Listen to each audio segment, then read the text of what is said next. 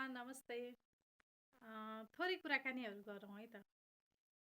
केही मैले भोगेका एक्सपिरियन्सहरू, मैले अनुभव गरेका एक्सपिरियन्सहरू हजुरलाई सेयर गर्न गइरहेको छु। हजुरलाई के लाग्छ, पास्टले प्रेजेन्ट र फ्युचरलाई इम्प्याक्ट पार्छ कि पार्दैन? के लाग्छ हजुरलाई? होइन, मेरो विचारमा चाहिँ हो, पास्टमा हामीहरू स्टक भएर बस्नु हुँदैन।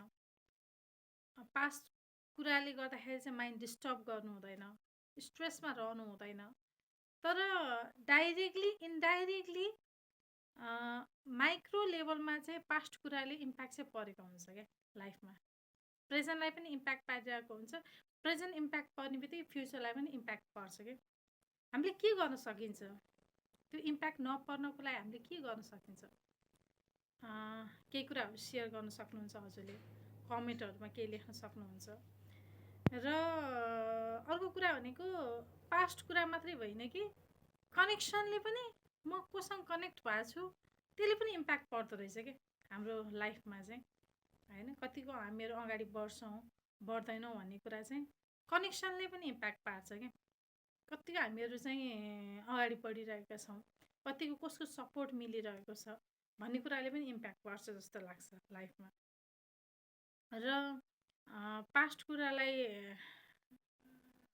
चाहिँ डिलिट गर्न वा डिलिट त गर्न सकिँदैन, तर इम्प्याक्ट नपरोस् भन्नको लागि चाहिँ हामीले इरेज त गर्न सकिन्छ थ्रु मेडिटेसन, जुन चाहिँ मैले गरिरहेको छु, धेरै टाइम चाहिँ अभ्यास गरिरहेको छु।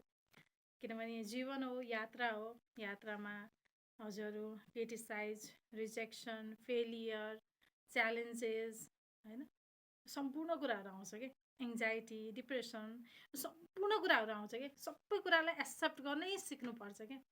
नत्र भने हामीहरू अर्को स्टेप गर्नु पऱ्यो क्या, नत्र भने त एक्सेप्ट गर्नै पऱ्यो क्या।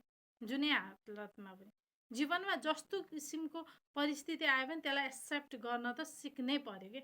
त्यो चाहिँ पहिलो मूल मन्त्र हो, होइन, जे गरे पनि। त्यो हिसाबले हजुरलाई कस्तो लाग्छ, मैले भनेको भनाइ चाहिँ हजुरलाई कस्तो लाग्छ?